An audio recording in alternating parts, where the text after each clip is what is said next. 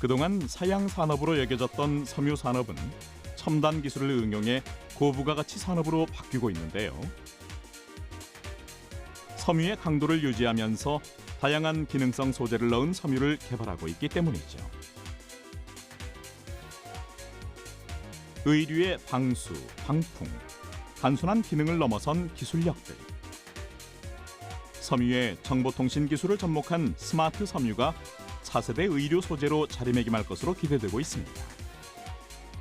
대구과학관에 와서 과학과 자연 그리고 사람에 대한 호기심을 좀 더 키워가는, 호기심을 유발하는 장소로서의 과학관. 새롭고 다양한 과학 정보와 소식을 체계적으로 전달하는 공간. 하루가 다르게 발전하는 산업 기술을 쉽고 발빠르게 전달하는 국립대구과학관으로 지금 안내합니다.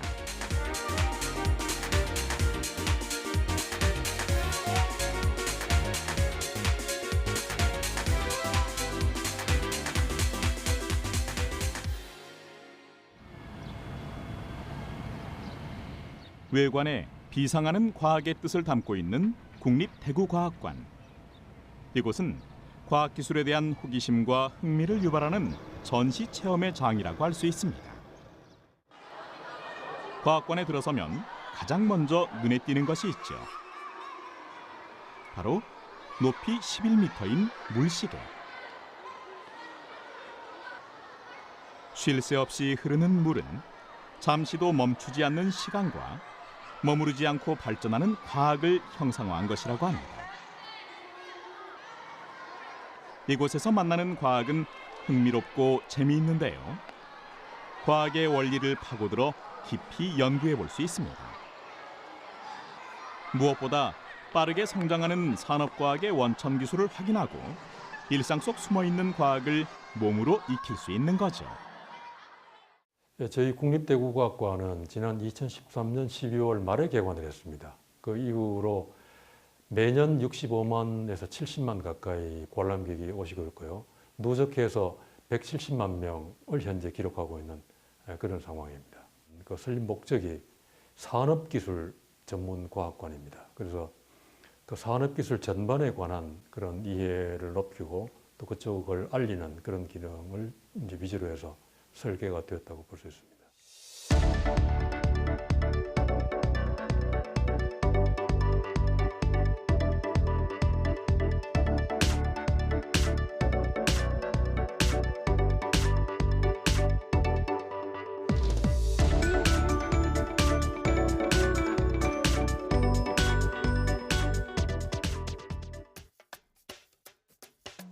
최근 개관돼 많은 이들의 관심을 모으고 있는 전시관이 있죠. 바로 ICT 융합 스포츠 체험관. 특별한 기술이 접목된 체험을 즐길 수 있다는데 그게 뭘까요? 올해 10월에 ICT 융합 스포츠 체험관을 개관하였는데요. 우리 관람객들이 입장을 하시게 되면 ICT 스마트 팔찌를 받게 됩니다. 이 기기는 우리 친구들이 어떤 전시물을 얼마만큼 체험했는지도 기록이 되고요. 운동량이 어느 정도 되는지도 기록이 됩니다. 이 기록들은 나중에 퇴근할 때 프린터물로 받아서 볼 수 있어서 우리 친구들의 운동량을 체크하는 데 아주 좋은 역할을 하고 있습니다. 그럼 어떻게 이 팔찌를 이용해 체험자의 상태를 파악할 수 있는 걸까요? 무선 주파수를 이용해 물건이나 사람을 식별할 수 있도록 해주는 무선 인식 기술 덕분에 가능해진 겁니다. 자, 여기 보면 지금 앞에 안전수칙이 있어요. 그래서 시작하기 전에 1, 2, 3, 4번 총 5가지 안전수칙을 읽고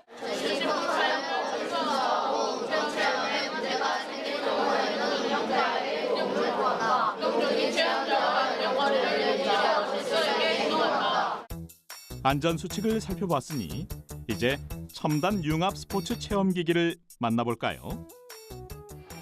이거는 이제 게임을 실행하기 위해 하는 거거든요. 잠시만요.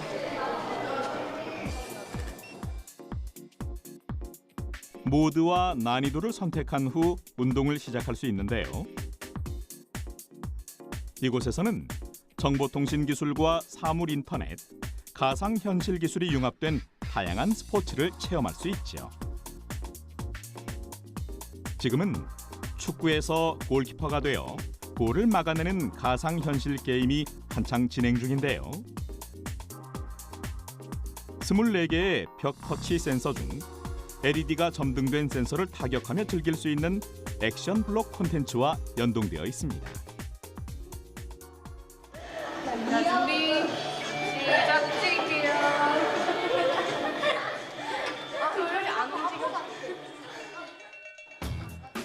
이것은 발판을 좌우로 미는 하체 운동과 함께 상체의 중심을 잡아야 하는 스키머신. 장애물을 피해 포인트를 획득하는 로드러너라는 콘텐츠와 연동돼 재미있게 운동을 하며 유연성과 순발력을 향상할 수 있는 거죠. 기기 자체에 줄을 당겨 팔과 등의 근육 운동을 즐길 수 있는 것도 있는데요. 바로 로윙 머신. 로드 배틀, 스피드보트 게임과 연동되어 운동 횟수와 강도에 따라 승부가 갈린다고 하네요. 이겼다. 그럼 스마트 짐 보드에는 어떤 정보통신 기술이 숨겨져 있는 걸까요? 바로 압력 센서가 적용되어 있습니다. 보드에 10개의 압력 센서를 밟아야 하는 체험물로 센서는 개별 기능이 있어 달리기와 점프, 상대방을 공격할 수 있는 거죠. 무엇보다 체험 후 운동 현황을 모니터링할 수 있는 시스템을 운영하고 있는데요. 그래서 저기 우리 유연성 높다. 체험한 스포츠의 현황뿐만 아니라 랭킹과 총 운동량이 자동으로 나타나게 됩니다. 이곳에서는 인간과 자연과의 관계를 이해하고 자연과 세상을 과학적으로 탐구하는 방법을 배울 수 있는데요. 체험형 미션 교육을 중심으로 하는 이곳 과학관의 취지에 걸맞은 교육 콘텐츠의 도입으로 많은 관람객들에게 학습과 놀이 경험을 동시에 주고 있습니다. 특별히 과학관 내 주요 전시물과 상호작용하기 위해 관람객들은 스마트워치를 착용하는데요. 그럼 스마트워치는 어떤 역할을 하는 걸까요? 관람객들이 이 시계를 차고 전시품을 돌아다닐 때 전시품 주변에서 시계가 울리게 됩니다. 그 울림과 동시에 그 전시품에 관련된 퀴즈가 제공이 됩니다. 그러면 그 퀴즈를 풀기 위해서 관람객은 전시 패널을 읽게 되어 있습니다. 따라서 자연스럽게 그 전시 패널을 읽으면서 과학적 원리를 이해하고 문제를 풀 수 있게 되어 있습니다. 이렇게 전시물에 설치된 비콘과 통신하여 해당 전시물에 대한 퀴즈를 풀 수 있는데요. 게다가 팀별 플레이로 진행되어 협동심을 기를 수 있도록 기획된 거라고 합니다. 이곳에서 가장 인기 있는 전시물이 있죠. 바로 공중 외발 자전거. 어떻게 중심을 잡는 걸까요? 여기는 무게중심 자전거라고 해서 무게중심이 아래쪽에 있으면 안전하다는 것을 알려주는 전시품이에요. 이 자전거 밑에 보시면 저기 초록색깔 추 보이시죠? 저게 약 70kg가 되는데 70kg가 넘지 않는 친구들이 타게 되면 안전하게 탈 수가 있어요. 자, 친구들 한번 타볼까요? 이때 자세를 바르게 해야 앞으로 잘 나간다고 하네요. 자, 페달에 발 올리고요. 자, 출발할게요. 친구 세게 밟으세요. 외발 자전거로 아슬아슬 공중 레일을 돌고 나면 왜 넘어지지 않을까 하는 호기심이 샘솟기 마련이죠. 그 답은 바로 무게중심. 커다란 추가 달린 공중 자전거를 통해 무게중심의 의미를 몸소 체험할 수 있습니다. 이 체험으로 알 수 있는 게 또 있죠. 비행기가 중심을 잃지 않고 날 수 있는 비결을 설명할 수 있는데요. 비행기는 이륙하기 전에 승객, 화물, 비행기의 무게를 고려하여 비행기 전체의 무게 중심을 구합니다. 그 이유는 비행기가 균형을 잡고 잘 날기 위해서는 무게 중심을 맞추는 것이 중요하기 때문인데요. 일반적으로 비행기를 만들 때 무게중심은 날개의 양력이 발생하는 지점과 일치해야 하며 이 지점을 중심으로 승객이나 화물의 무게가 한쪽으로 치우치지 않게 배치하는 거죠. 지구 표면의 평균 온도가 상승하는 지구온난화로 빙하가 빠른 속도로 녹고 있는데요. 오랫동안 눈이 내리고 쌓이고 녹고 얼기를 반복하면서 만들어지는 빙하. 그럼 이 빙하로 무엇을 알 수 있을까요? 빙하를 상징적으로 보여주는 반응형 영상을 비춰 빙하가 생성되고 녹는 모습을 보여줍니다. 체험객이 움직이면 반응하는 영상에서 참여가 많아질수록 빙하가 녹는 영상으로 변하는 거죠.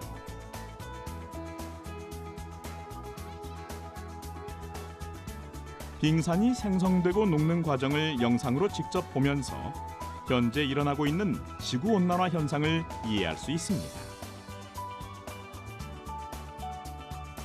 세상을 과학적으로 탐구하는 과정 중에서 이것은 직접 구름을 분류하는 체험. 먼저 모니터에 보이는 구름의 특징을 관찰하고 제시된 질문에 따라 구름을 선택하여 무리를 지어봅니다. 그런 후에 결과를 확인하고 분류된 구름의 특징을 살펴보는 거죠. 시시각각 변하는 구름, 어떻게 분류할 수 있을까요? 얇고 넓게 층을 이루고 있는 구름은 층운이라고 하고요. 상승 기류가 활발하게 일어나서 두껍게 생기는 구름을 적운이라고 합니다. 그리고 실이나 깃털처럼 보이는 구름을 우리는 권운이라고 이야기를 하고요. 높이에 따라서는 2,000m 이하에 있는 구름을 하층운, 2,000m와 6,000m 사이에 있는 구름을 중층운, 6,000m 이상에 있는 구름을 상층운이라고 이야기를 합니다. 과학은 분류 말고도 관찰과 측정이 가능합니다. 그 중에서도 소리로 관찰하는 체험이 기다리고 있는데요. 시약 측식기란 초음파를 이용해 바다의 깊이를 재는 기계입니다. 과연 초음파로 수심을 측정할 수 있을까요?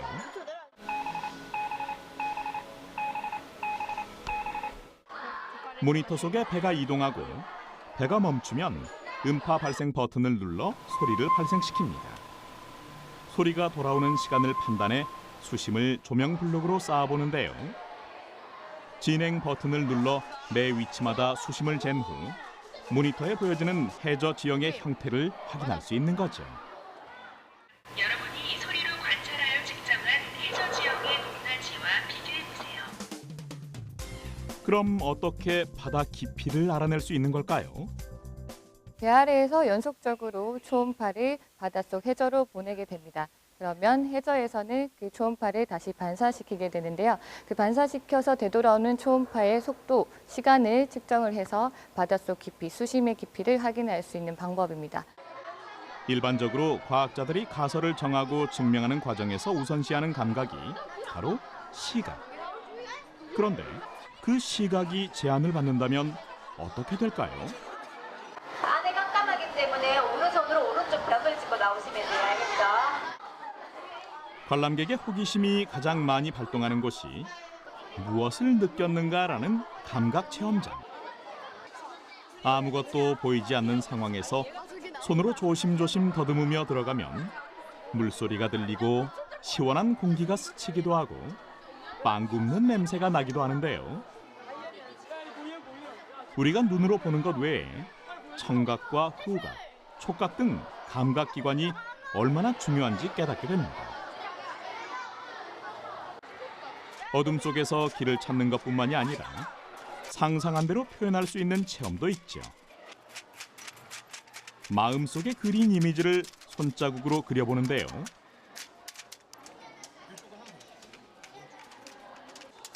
빨간 부분을 누르면 반대쪽에 생각한 것과 반대의 그림이 나타나게 됩니다. 나비가 날아다니는 모습이랑 꽃밭 그린 거예요. 뭔가 그려보니까 흥미가 생기고 촉감도 좋고 뭔가 좀 집중이 되는 것 같아요. 본격적으로 과학기술의 발전과 우리 삶과의 관계, 지역 산업 속 과학 기술을 만나볼까요? 이곳에서는 우리 로봇 기술을 눈으로 직접 확인할 수 있는 건 물론이고요. 휴대전화의 이동통신을 비롯한 다양한 과학 원리를 쉽게 배울 수 있습니다. 이곳은 IT관입니다.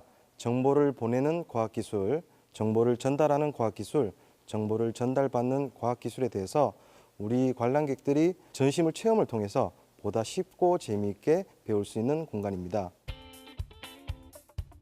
정보를 보낼 때는 아날로그 신호를 이진법 코드로 바꾸게 되는데요. 그럼 음성이 어떻게 디지털화될 수 있는 거죠? 지금부터 간단한 음성을 녹음해 볼까요? 머릿속으로 단어를 생각한 다음 마이크에 대고 큰 목소리로 발음하면 됩니다. 안녕하세요. 만나서 반갑습니다. 마이크에 소리를 입력하고 화면을 통해 소리의 파형을 확인하는데요. 전기 신호가 이진법 코드로 바뀌며 소리가 디지털로 변환되는 것을 볼 수 있습니다. 휴대폰은 어떻게 정보를 전달할까요? 여기 두 개의 원기둥 사이에 연결된 줄이 있죠. 손잡이를 돌리면 줄이 반대쪽 원기둥에 옮겨지면서 그림이나 글자를 만드는데 이것은 정보가 전달되는 원리를 설명하고 있는 거죠. 이동통신에 대한 많은 수요로 전파 자원은 한계에 이르렀는데요. 한정된 전파를 효율적으로 분배하기 위해 다중 접속 기술이 필요하게 된 겁니다. 우리는 음성, 문자, 이미지 중 하나를 선택해 상대방과 소통을 시도하는데요. 벽면 프로젝트 영상을 통해 모바일 정보가 전달되고 소통하는 체험을 해볼 수 있습니다. 전기, 전파를 사용하는 일반적인 통신기술과 달리 빛을 매체로 하는 통신기술을 광통신이라고 합니다. 광통신은 기존의 전기통신보다 외부 전자파의 영향을 받지 않고 데이터 손실이 적을 뿐만 아니라 많은 양의 정보를 동시에 처리할 수 있습니다. 영상 디스플레이는 화상과 문자 같은 정보를 시각적으로 보여주는 장치를 통칭하는 말인데요. 정보화 사회가 가속화되고 그 수요가 급속히 증가하고 있죠. 그럼 이렇게 IT 기술을 체험해본 소감을 들어봤습니다. 과학에 흥미가 생겨서 과학을 앞으로 더 열심히 해야겠다는 생각이 들었어요. 섬유 속에는 어떤 과학기술이 숨겨져 있는지 살펴볼까요? 섬유를 실로 만드는 과정을 방적이라고 하는데요. 근대 이전에는 물레로 실을 뽑아서 사용했습니다. 18세기 유럽에서는 더욱 많은 실을 생산할 수 있는 방적기가 개발되었는데요. 이것은 섬유 산업을 빠르게 발전시켰고 산업혁명을 촉진하는 데 한몫을 했습니다. 우리가 흔히 알고 있는 섬유는 크게 천연 섬유와 인조 섬유로 나눌 수도 있는데요. 그 밖에도 어떤 재료를 어떻게 가공하느냐에 따라서 다양한 섬유가 나타날 수 있다는 것을 체험 전시 공간을 통해서 확인해보는 곳입니다. 천연 섬유는 인조 섬유와 달리 자연 그대로의 상태에서 약간의 물리적인 가공을 하여 만들어낸 섬유를 말하는데요. 원재료에 따라 면, 마와 같은 식물성 섬유와 견, 양모와 같은 동물성 섬유, 성면과 같은 광물성 섬유로 나뉩니다. 인조 섬유보다 흡습성, 염색성, 촉감이 우수하다고 할 수 있죠. 이렇게 천연 섬유 샘플과 제품의 실물을 관찰하면서 천연 섬유의 원리와 특징을 자세히 알아볼 수 있습니다. 이곳에서는 방사 시뮬레이션을 통해 폴리에스테르, 인조 섬유가 만들어지는 제작 과정을 볼 수 있는데요. 섬유 패션 도시 대구의 명성에 어울리도록 섬유에 대한 많은 정보들을 소개하고 있는 거죠. 이제부터는 첨단 과학을 이용한 미래 섬유를 만나볼까요? 그중 총알을 막는 섬유는 바로 강철보다 강한 아라미드 섬유. 내열성과 내구성이 뛰어나 주로 방탄복, 방화복에 쓰입니다. 소재의 종류와 두께에 따라서 부력이 달라지는 법. 최첨단 소재의 전신을 감싼 이 새로운 수영복으로 인해 2008년 한 해에만 무려 108개의 세계 신기록이 쏟아졌는데요. 폴리우레탄을 비롯한 신소재들로 만들어진 전신 수영복은 물속에서 선수들의 유체 저항을 줄여주는 효과가 있는 거죠. 오늘날 방수 기능의 대명사가 된 소재죠. 고어텍스. 방수와 방풍 기능은 물론 투습성을 겸한 이 소재는 어디에 쓰이고 있을까요? 고어텍스는 등산복이나 야외 활동복으로 많이 사용되는 소재인데요. 섬유의 구멍이 물방울의 2만 분의 1 크기만큼 작아서 물은 흡수되지 못하고 반면에 바람이나 습기는 통풍이 이루어지기 때문에 야외 활동복으로는 아주 적합한 소재입니다. 빛나는 섬유, 광섬유를 볼까요? 광섬유는 유리나 플라스틱에 열을 가한 후 길게 늘여 만든 투명한 섬유로 전반사를 이용해 빛을 멀리까지 보낼 수 있습니다. 우주의 환경은 대기압이 작용하지 않고 산소가 없고 태양열에 의한 극고온과 극저온의 환경이 반복되는 공간인데요. 그럼 우주에선 어떤 섬유의 옷이 필요할까요? 온도 유지를 위한 냉각 기체가 흐르는 속옷, 압력 수트, TMG라고 불리는 충격 흡수층이 우주복에 쓰인 신소재죠. 이들은 우주 공간의 극단적 온도 변화, 방사선이나 우주선으로부터 인체를 보호하는 역할을 합니다. 이렇게 섬유 기술은 상상을 넘어서고 있는데요. 이곳에서는 첨단 과학 기술들이 얼마나 중요한 역할을 하는지 또 어떤 미래를 가져올지 이야기해주고 있는 거죠. 대구과학관에를 와서 과학과 자연 그리고 사람에 대한 호기심을 좀 더 키워가는, 호기심을 유발하는 장소로서의 과학관으로 우리가 생각을 하고 있고요. 그다음에 관람객 상당수가 이제 어린 학생 쪽인데 앞으로는 어른들이 참여할 수 있는, 또 어른과 가족이 같이 참여할 수 있는 그런 쪽의 프로그램을 다양하게 개발하려고 하고 있고 시작을 하고 있습니다.